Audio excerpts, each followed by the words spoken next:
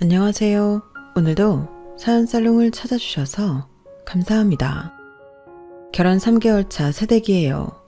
한창 깨를 달달 볶아도 시원찮을 신혼기간인데도 저와 남편은 어느 때보다 불편한 시간을 보내고 있어요. 다름 아닌 시누이 때문이에요. 저는 30을 훌쩍 넘긴 나이에 생애 처음 사기를 당했는데 저를 속인 사람이 바로 제 시누이거든요. 사연을 적고 있는 이 순간도 그날 일을 생각하면 속에서 천불이 나고 순간순간 우라가 치밀 정도로 시누이는 제게 큰 상처를 줬어요. 그 바람에 남편은 자기 동생 때문에 저랑 제 친정 부모님 앞에서 죄인처럼 고개를 숙인 채 살고 있어요. 그런데도 시누이랑 인간이 정신 못 차리고 뻔뻔하게 배짜라는 식으로 나오지 뭐예요. 저희 시부모님을 뒷배로 삼은 채 말이에요. 그래서 하도 괘씸한 마음에 이렇게 공개적으로 개망신을 주려고 사연을 보내게 되었습니다. 제가 남편을 처음 만난 건 대학교 3학년 때였어요. 남편은 군지대 이후 복학한 복학생이었고 저는 전문대를 졸업하고 학사 편입을 한 상태였어요. 그러니 남편처럼 군복무를 하고 복학한 학생들보다도 나이가 한 살 더 많아서 친구 사귀는데 어려움이 있었어요. 나이만 많은 게 아니라 타 대학 출신이라서 신입생 때부터 한 강의실에서 부대끼며 지내온 사람들 사이에 끼어드는 게 너무 힘들더라고요. 저처럼 무리에 스며들지 못하는 사람들한테 가장 힘든 건 뭐니 해도 팀별 과제였어요. 다들 저를 피하는 게 한눈에 보이더라고요. 그런 와중에 먼저 제게 말을 걸어준 사람이 남편이었어요. 다른 조원들은 저와 한 조를 이루는 게 못마땅한 표정이었지만 남편은 중간에서 다리 역할을 잘해준 덕에 과제가 끝나갈 무렵엔 다들 친해져서 졸업할 때까지 뭉쳐다니게 되었어요. 그때까지만 해도 남편과 저는 누나 동생으로 부르는 사이였는데 그러다 사귀게 된 결정적인 사건이 있었어요. 바로 저희 아빠 장례식 때문이었어요. 제 졸업을 앞두고 저희 아빠가 돌아가셨는데 그 당시 저희 집 사정이 좀 안 좋았어요. 몇 년 전 아빠가 하시던 일이 어려워지는 바람에 가세가 기운 데다가 그 일로 인해 부모님이 주변에 손을 많이 내밀게 되었어요. 세상이 그렇잖아요. 집에 돈이 있을 때는 주위에 사람이 북적이지만 돈이 떨어지면 있던 사람도 떨어져 나가는 거요. 저희 집도 그랬어요. 제일 먼저 떨어져 나간 사람은 놀랍게도 저희 아빠한테 가장 많이 신세를 졌던 사람들이었어요. 바로 작은아빠와 고모들이었죠. 솔직히 아빠 친구들과 지인들이 연락을 끊었던 건 이해가 가요. 저희 아빠를 돕다가 자신들도 힘들어질 게 뻔했으니까요. 하지만 아빠 형제들은 정말 그러면 안 되는 거였어요. 일찍 돌아가신 할머니 할아버지 대신 저희 부모님이 자기들 학비도 대주고 시집장가도 보내줬으니까요. 받을 때는 알뜰하게 챙겨가 놓고는 정작 우리 집이 어려워지니까 저희 집만 빼고 나머지 형제들이 모여서 여행도 같이 다니고 명절도 같이 지내고 했더라고요.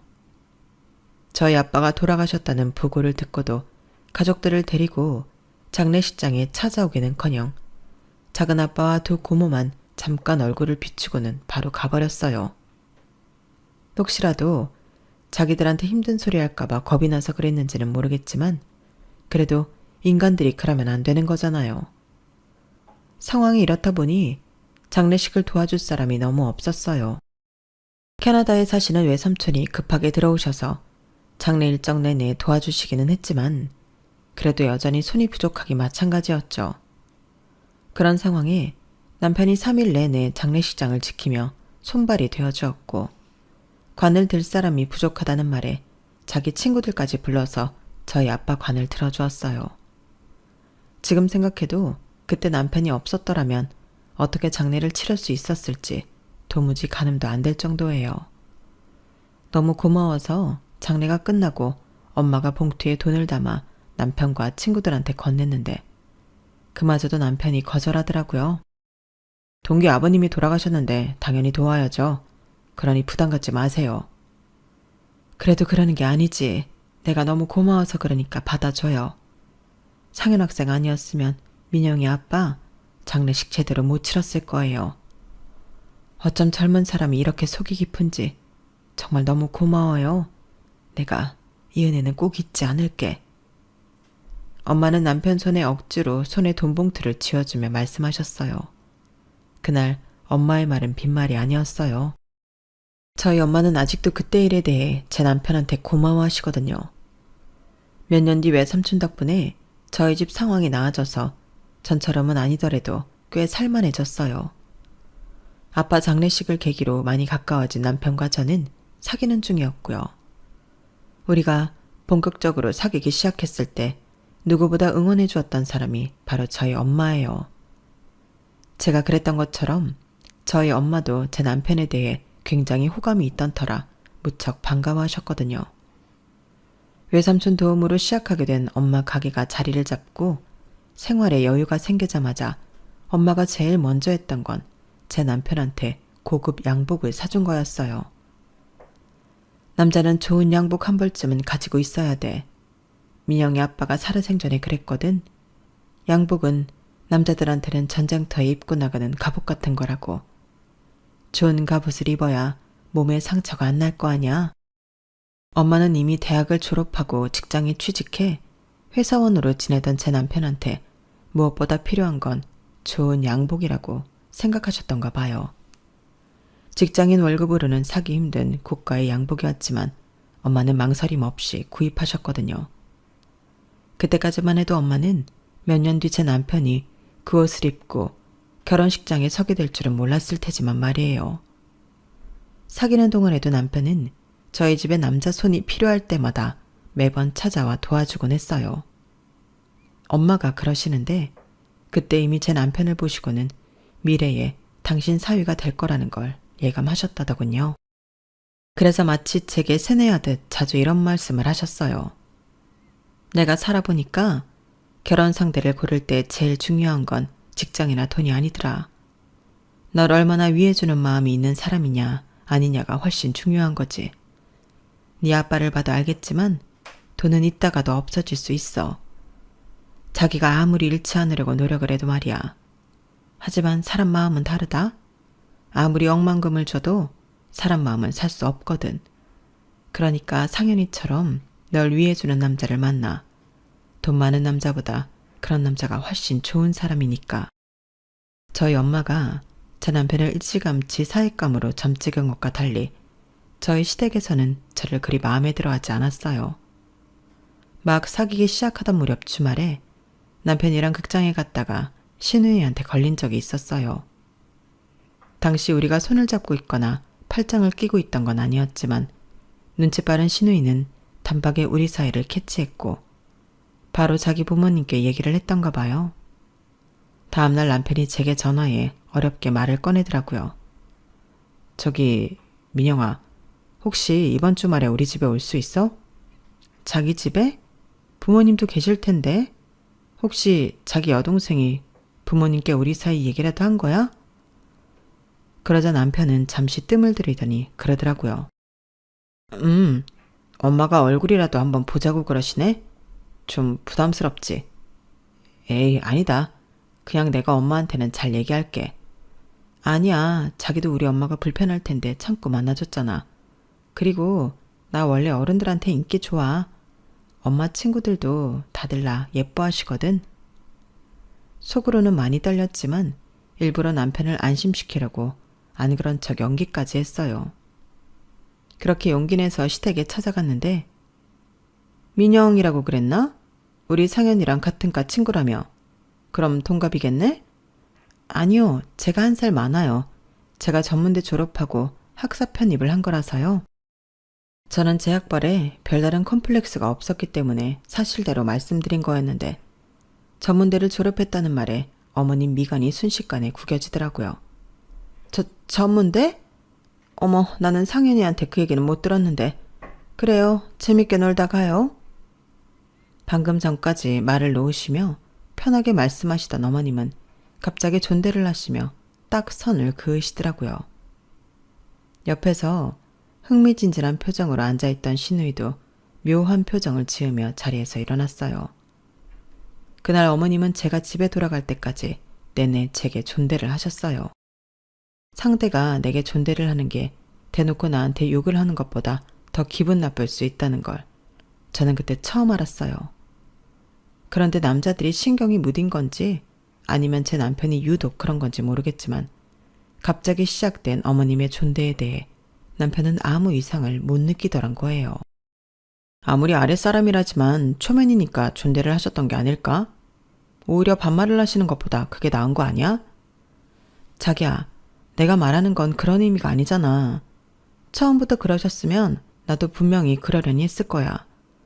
그런데 어머님께서는 처음에는 말을 놓으시다가 내가 전문대 나왔다는 말씀을 드린 이후부터 깍듯하게 존대를 하셨다는 게 문제라고. 그건 선을 그어놓고 이 안으로 들어올 생각 말라는 일종의 선전포고라고. 한마디로 나를 자기 애인으로 받아들이지 않겠다는 의미야. 자기는 그걸 모르겠어? 글쎄다. 나는 그렇게까지 생각할 필요는 없다고 생각하는데. 남편은 끝까지 제가 과민하게 반응하는 것처럼 생각했지만 얼마 뒤 제 생각이 맞다는 게 밝혀지게 되었어요. 어머님이 남편한테 선자리에 나가라고 하셨거든요. 그제야 남편도 자기 엄마가 저를 탐탁치 않게 생각한다는 걸 깨닫게 되었어요. 그래서 자기 엄마가 시키는 대로 선보러 나갈 거야?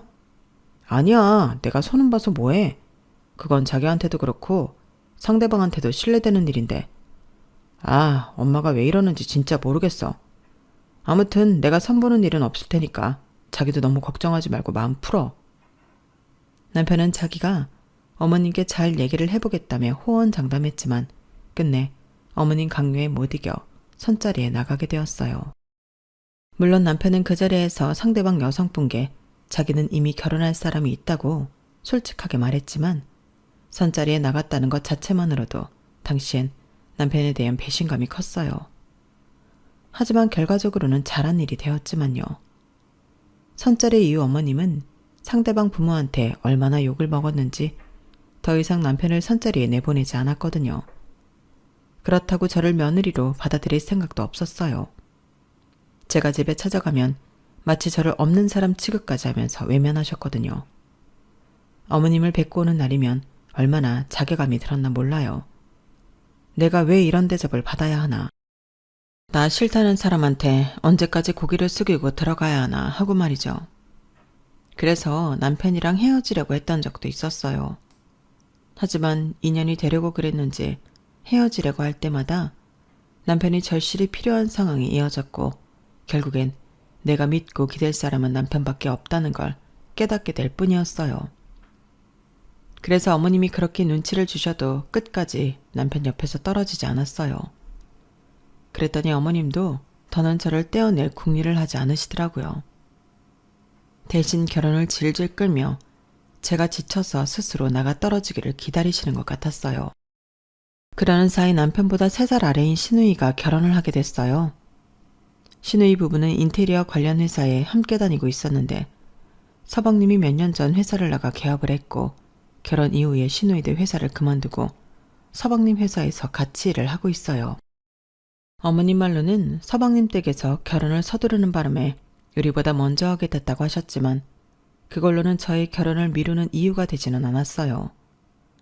시누이가 결혼하고 이듬해 저희가 식을 올리겠다고 했을 때도 안 된다고 이러셨으니까요. 그러면서 궁색한 변명으로 이런 걸 드시더라고요. 예, 니들은 나를 망신시키려고 작정한 거니? 어떻게 자식을 연년으로 십장가를 보내? 주변 사람들이 날 보고 뭐라고 하겠니? 그러니 결혼은 좀 기다렸다가 해. 당장 결혼 안 한다고 큰일 나는 것도 아니잖니. 엄마, 이런 게 어딨어요. 애초에 결혼은 상의보다 우리가 먼저 하기로 했던 거잖아요. 그런 걸 상의 시댁에서 결혼 서두른다고 해서 우리가 양보했던 건데 이제 와서 이러시면 어쩌냐고요. 주변 사람들 이목 때문에 그러시는 거라면 양가 가족들만 불러서 스몰 웨딩으로 할게요. 그럼 되는 거죠? 이번만큼은 남편도 지지 않고 강하게 나갔어요. 그러자 어머님이 버럭 소리를 치시더군요. 뭐가 어쩌고 어째? 아니 그깟 몇 년을 못 기다려서 궁색하게 스몰 웨딩을 하겠다는 거니? 그동안 내가 축의금으로 주변에 뿌린 돈이 얼만데 그거 회수도 못하게 스몰 웨딩이야? 안 돼. 그건 절대로 안 된다고. 그깟 축의금이 뭐가 그렇게 중요해요? 그깟 돈 조금 받자고 다 큰 자식 결혼까지 미루는 게 말이 되냐고요. 왜 말이 안 돼? 너 결혼하는데 들어가는 돈이 한두 푼인 줄 알아? 축의금을 받아야 그 돈을 메꿀 거 아니냐고. 이렇게 세상 물정 몰라서야 어떻게 결혼해서 네 가정을 꾸리고 살겠니? 아무튼 길게 말할 거 없다. 잔말 말고 기다리라면 기다려. 사실 저희 시댁이 돈에 쪼들리는 상황은 아니었어요. 오히려 그 반대였죠. 아버님은 서울 토박이로 서울 시내에 땅을 많이 가지고 계셨는데 다들 아시다시피 서울 땅값이 좀 비싼가요? 예전엔 버려진 땅과 진배 없던 땅들조차 아파트가 들어설 때마다 가격이 올랐으니 그 덕에 작지만 건물도 하나 가지고 계시고 집도 2채나 가지고 있었어요. 그런데 축의금 때문에 자식 결혼까지 미루겠다고 하시니 도저히 이해가 안 가는 상황이었죠. 결국 그건 저와는 결혼을 안 시키겠다는 것과 다를 바가 없는 얘기였어요. 그걸 알면서도 남편과 헤어지지 못했으니 저도 참 답답한 사람이긴 했죠. 그렇게 2년이 지나고 이젠 어머님도 더는 핑계를 댈 명목이 없게 되었을 때 그제야 우리는 결혼식을 올리게 되었어요. 그런데 결혼을 준비하는 과정에서 시누이 내외가 자신들이 저희 신혼집 인테리어를 맡아주겠다고 나선 거예요. 올케 언니, 어차피 신혼집 들어갈 때 리모델링 공사는 한번 해야 하잖아요. 신축 아파트도 아니고 10년도 더 된 집인데. 언니도 알겠지만 리모델링은 어떤 업체한테 맡기느냐에 따라 집이 완전히 달라져요. 가격은 말할 것도 없고요. 그래서 아는 사람한테 맡기는 게 최고라니까요. 내 입으로 이런 말 하긴 좀 그렇지만 우리 그이가 이쪽 업계에서는 좀 알아주는 사람이거든요. 우리가 남도 아니고 하나뿐인 내 오빠 신혼집인데 동생인 내가 직접 나서서 진행해 드릴게요. 시누이는 저희 결혼 얘기가 나오자마자 기다렸다는 듯이 찾아와서 리모델링 이야기를 꺼냈어요. 우리도 아는 사람한테 리모델링을 맡기면 좋기야 하지만 사실 부모님 도움 없이 우리가 가진 돈으로 결혼을 하는 거라서 자금이 그리 넉넉하지 않았거든요. 그래서 연식이 좀 되더라도 아파트 전세 보증금보다 저렴한 돈으로 살 수 있는 빌라를 샀던 거였고요. 돈이 있다면 저희도 확 다 뜯어내고 내부를 싹 고쳐서 시작하고 싶죠. 하지만 그럴 형편이 안 돼서 싱크대랑 샤시 정도 바꾸고 나머지는 벽지 정도만 새로 갈아서 살 생각이었는데 생각지도 않은 리모델링 공사까지 하라고 하니까 부담이 되었어요. 언니, 어차피 혼수 마련할 자금도 준비했을 거 아니에요. 그 돈 안에서 내가 집안 가구며 인테리어 제품까지 싹 해줄 테니까 한번 믿고 맡겨봐요. 리모델링에 가구까지 다 해주겠다는 말에 남편도 저도 살짝 흔들리긴 했어요. 그 틈을 타서 어머님이 그러시더라고요. 얘, 생각하고 자시고 할 게 뭐 있니? 전문가 시누이가 알아서 다 해주겠다는데 나 같으면 고마워서 넙죽 절이라도 하겠다. 생각해봐라. 아무것도 모르는 네 안목이 좋겠니? 전문가인 네 시누이 안목이 좋겠니? 될 것도 없는 게 무슨 고민을 해? 안 그래도 이 결혼을 마음에 들어하지 않는 어머님이라서 저는 혹시라도 이 일로 어머님 눈밖에 날까봐 차마 싫다는 말을 할 수는 없었어요. 남편도 자기 동생이 기껏 생각해서 해주겠다고 나서는데 굳이 반대할 필요는 없을 것 같다고 해서 하는 수 없이 시누이한테 리모델링과 인테리어 일체를 맡기게 되었어요. 공사를 처음 시작할 무렵에는 보름 정도면 다 끝날 거라고 했었는데 막상 공사에 들어가고 나서는 이런저런 핑계를 대며 공사 기간이 점점 늘어나더라고요. 아가씨, 공사는 언제 끝나는 거예요? 결혼식이 다음 주인데 아직 바닥 공사도 안 끝났잖아요. 언니가 리모델링에 대해 뭘 알아요? 아니, 집이 어지간해야 공사를 서두르든 하죠. 이건 뭐 뜯었다 하면 여기저기가 문제투성이니 어떻게 공사에 진척이 있겠어요? 집을 사도 어떻게 이런 집을 사서는 네가 우리 그이 얼마나 보기 민망한 줄 알아요? 그리고 언니가 뭘 몰라서 그러는 모양인데 이럴 때 집주인은 공사 늦는다고 닥달할 게 아니라 인부들 간식이나 챙겨가며 비를 맞춰줘야 하는 거라고요. 뭘 알아야 말을 하지. 되로 주고 말로 받는다고 시누이한테 말 한마디 했다가 오히려 욕만 진탕 얻어먹었어요. 어찌나 말에 가시를 세워가며 소리를 치는지 창피해서 제 얼굴이 다 화끈거리더군요. 그렇게 공사가 딜레이 되는 바람에 결혼식 전날까지도 내부 인테리어는 손도 못 대는 상황이 되고 말았어요. 자기야, 우리 이러다가 신혼여행 다녀와서도 집에 못 들어가는 거 아니야? 이제 겨우 바닥 다 깔았는데 언제 내부 인테리어 끝내고 가구를 들이냐고. 이럴 줄 알았으면 리모델링 안 하는 건데. 제 말에 남편은 미안해서 어쩔 줄 몰라 했어요. 내가 상희한테 얘기해 볼게. 늦어도 우리가 신혼여행에서 돌아올 때까지는 제대로 완성해 달라고 말이야. 미안해. 괜히 내 동생 고집 때문에 이런 일 겪게 해서. 사실 남편이 사과해야 하는 상황은 아니었지만 그래도 화가 나는 건 어쩔 수 없었어요. 그때는 결혼 준비도 그렇고 회사 업무 문제도 그렇고 거기에 집 문제까지 더해서 정말이지 머리가 터져 나갈 지경이었어요. 결혼 한 번 하는 게 이렇게 힘든데 2번, 3번 하는 사람들은 도대체 얼마나 초인적인 능력이 있는 사람들인가 싶더라고요. 그래서 조금이라도 편해지고 싶은 마음에 집 문제는 남편한테 맡겼는데 글쎄 일이 더 커졌지 뭐예요. 남편이 집 리모델링 문제로 신우이랑 다툼을 한 모양인데 그걸 본 어머님께서 저를 집으로 호출하신 거예요. 정작 당신 아들은 부르지도 않고 저 혼자만 말이죠. 너는 애가 왜 그러니? 너 하나 집에 들이면서 내가 하루도 편할 날이 없다. 우리 상현이랑 상희 이날이 때까지 소리 높여가며 싸워본 적 없는 애들이야. 그렇게 의좋던 남매가 너 하나 때문에 하루가 멀다 하고 싸움질이다. 너 이거에 대해서 어떻게 생각하니? 어머님 심력기차 들여서 죄송합니다. 하지만요. 리모델링 공사가 너무 늦어져서 저희가 많이 난감한 상황이에요. 당장 신혼여행에서 돌아오면 지낼 집도 없고 그렇다고 무작정 호텔에서 지낼 수도 없는 노릇이잖아요. 같은 빌라 주민들한테 들어보니까 공사를 하는 날보다 안 하는 날이 많았다고 하더라고요. 그래서 그 이통의 아가씨한테 일정 조율을 부탁했던 건데 제 생각이 짧았던 것 같아요. 죄송합니다. 억울한 마음이 한가득이었지만 그래도 제가 먼저 고개를 숙이는 게 도리인 것 같아서 일단은 죄송하다는 말씀을 드렸어요. 그런데 오히려 그 말에 어머님이 더 화를 내시지 뭐예요. 그러게, 애초에 죄송할 짓은 왜 하니? 말로만 죄송하다고 그러면 일이 해결된다니? 너 하나 때문에 남매가 빈정상해서 마주칠 때마다 으르렁거린다고. 집을 구할 거면 제대로 된 집이나 구할 것이지 어디서 돼지우리 같은 걸 집이랍시고 사들여서 내 딸 고생시키니. 그러게 내가 뭐라 그랬어.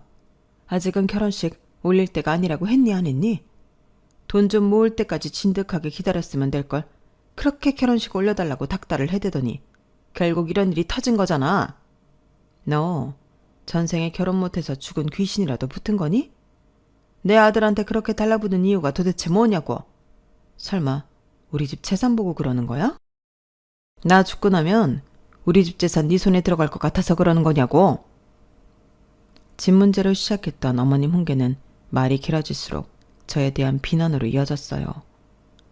그렇게 2시간을 꼬박 어머님한테 욕을 먹고 난 저는 그동안 쌓였던 스트레스와 수면 부족으로 점점 한계점에 다다랐고 어머님 목소리가 귓가에서 윙윙 울리기 시작하더니 시야가 뿌옇게 변하면서 그대로 정신을 잃고 말았어요.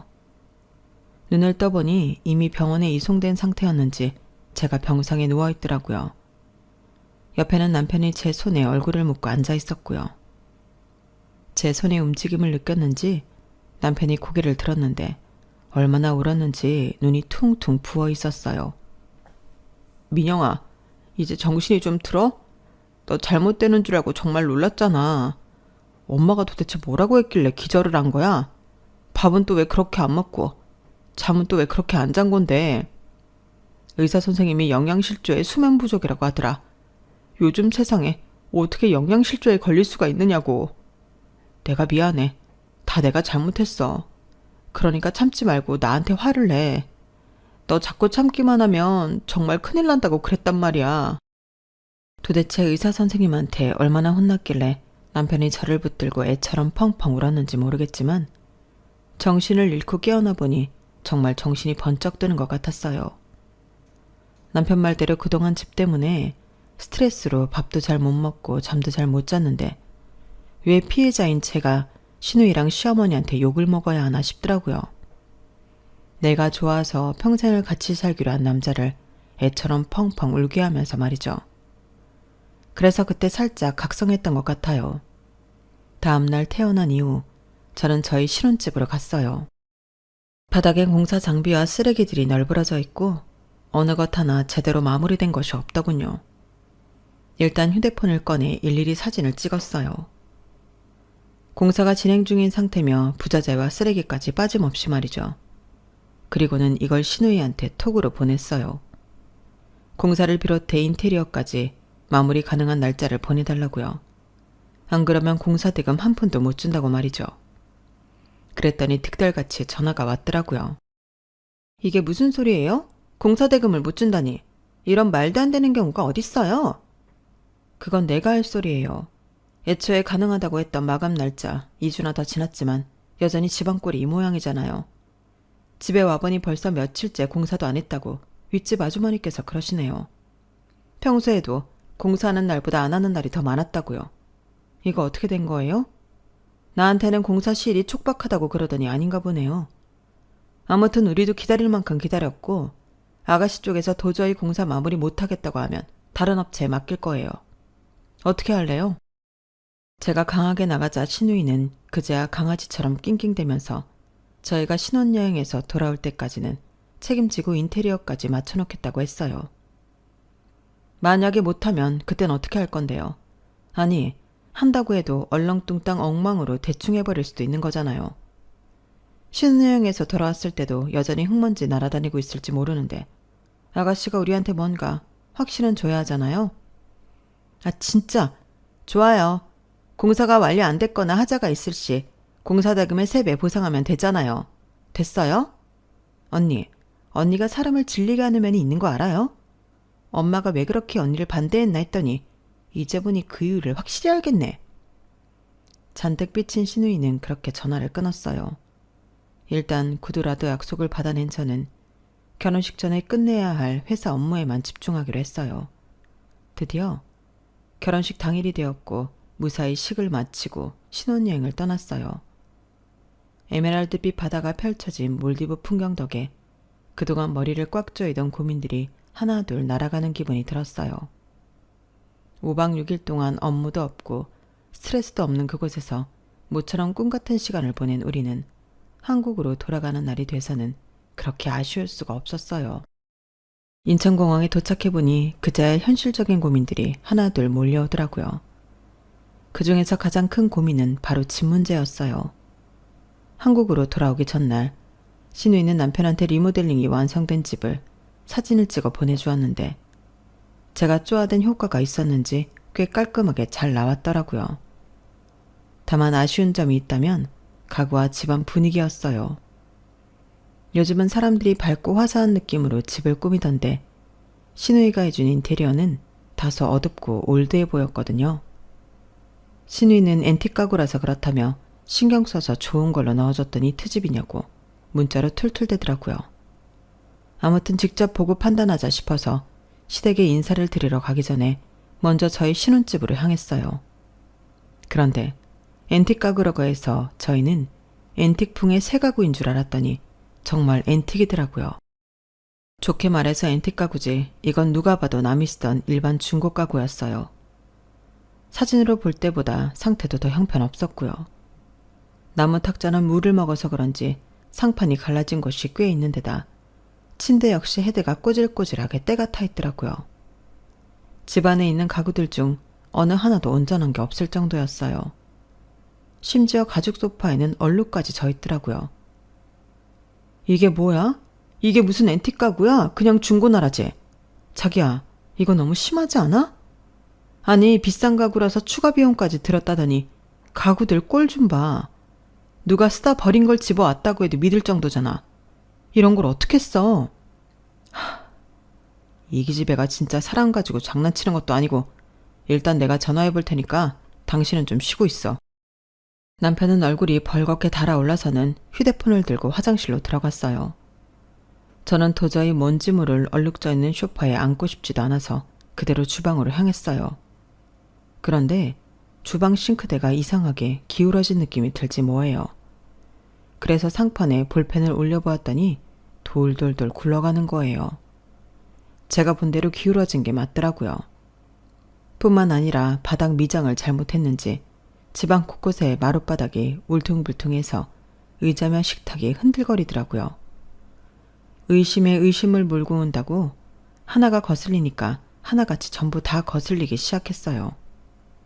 베란다 타일이며 욕실 타일도 엉망으로 붙어있고 개수대랑 변기는 어디서 쓰던 걸 뜯어온 것처럼 상태가 엉망이었어요. 집안 전체가 사진 찍기용 말고는 어느 것도 제대로 사용할 수 없는 수준이더라고요. 이래놓고는 1억 2천이나 받아먹었다니 도저히 용서가 안 됐어요. 신우이랑 통화를 하겠다고 안방 화장실로 들어갔던 남편은 하려던 전화통화는 못하고 온몸이 쫄딱 젖어서 나왔더라고요. 아이씨, 공사를 어떻게 했길래 세면대 물이 사방으로 튀어. 아, 진짜 이 기집애를 어떻게 해야 되지? 뭘 어떻게 해. 자기가 한 일은 자기가 책임지게 해주면 되지. 일단 어머님께 전화드려. 저녁 때 집으로 찾아뵙겠다고. 그리고 아가씨 내에도 오라고 하고. 남편한테 그렇게 말해놓고 저는 집안의 하자 부분을 사진과 동영상으로 촬영을 했어요. 그리고는 제가 원래 봐두었던 인테리어 업체에 연락해 리모델링 견적을 내달라고 부탁드렸어요. 다행히 시간이 되셔서 바로 와주신 덕분에 1시간도 안 돼서 대략적인 견적을 뽑을 수 있었어요. 이거 죄다 중고로 끼워놓았네요. 아, 요즘에도 이런 양심불량이 있나. 이 모델은 한 10년 전에 나왔던 모델인데 이게 모양만 그럴듯하지 완전 예쁜 쓰레기나 마찬가지예요. 요즘엔 동네에서 장사하는 분들도 이런 거 안 쓰는데 도대체 어느 업체에서 하신 거예요? 이 사람들은 리모델링이 기본조차 안 된 사람들이라고요. 와, 내가 더 화나네? 그런데 그 순간 업체 직원이 거실에 놓인 탁자를 보더니 충격적인 얘기를 하는 거예요. 그 말에 남편은 한숨만 푹푹 쉴 뿐 아무 말도 하지 못했어요. 그리고 드디어 그날 저녁 남편과 함께 시댁으로 갔더니 신우이 내외가 먼저 와 있더라고요. 추가 공사 대금이랑 인테리어 추가 비용을 준다고 했더니 한 걸음에 달려와 있었어요. 시어머니께 면세점에서 사온 선물을 드리고 신우이 내외한테는 두툼한 돈 봉투를 내밀었어요. 그러자 부부가 아주 좋아서 입이 찢어지더라고요. 하지만 그 표정은 봉투 속을 확인한 즉시 처참하게 구겨졌어요. 언니, 이게 뭐예요? 아니 주겠다던 돈은 안 주고 이게 무슨 개수작이냐고. 이 기집애가 개수작? 그건 우리가 할 소리지. 너도 그렇고 매제도 그래. 리모델링을 그따위로 해놓고 돈 받을 생각을 했어? 업체 사람 불러서 견적 냈더니 바닥까지 다 뜯고 배선 공사까지 다시 해야 해서 최소 8,000원 든다고 하더라. 이것도 기본만 했을 때가 8,000이지 니네가 공사한답시고 망가뜨린 것까지 고치려면 수천이 더 들지도 몰라. 거기다 네가 사다 놓은 가구들. 참, 가구도 아니지. 당근에서 무료 나눔받은 탁자를 앤틱 가구라고 120만 원을 내놓으라고? 네가 그러고도 인간이야? 그러자 신우이는 되려 더 뻔뻔한 표정으로 반박을 했어요. 누가 그래? 그게 얼마짜린데? 오빠, 아무리 새언니가 중간에서 이간질을 해도 그렇지 어떻게 여동생인 내 말도 못 믿고 이렇게 사람을 쓰레기를 만드냐? 오빠, 정말 이러는 거 아니야. 뭐? 이 기집애가 아직도 정신을 못 차렸나? 야, 내가 오늘 그 탁자 무료 나눔한 사람 만나서 직접 들은 얘기야. 네가 발뺌할까봐 네가 그 사람이랑 당근에서 톡했던 거 사진까지 찍어왔어. 이래도 끝까지 발뺌할 거야? 남편이 휴대폰에 찍힌 대화 내용을 보이자 신우이는 그제야 입을 꾹 다물고 눈길을 돌렸어요. 아가씨, 나 이번 일 그냥 안 넘어갈 거예요. 아가씨가 그랬죠? 공사가 제날짜까지 안 끝나거나 하자가 있을 시 공사 대금의 3배 변상하겠다고. 나 이거 녹음까지 다 해놨으니까 모른 척할 생각 말아요.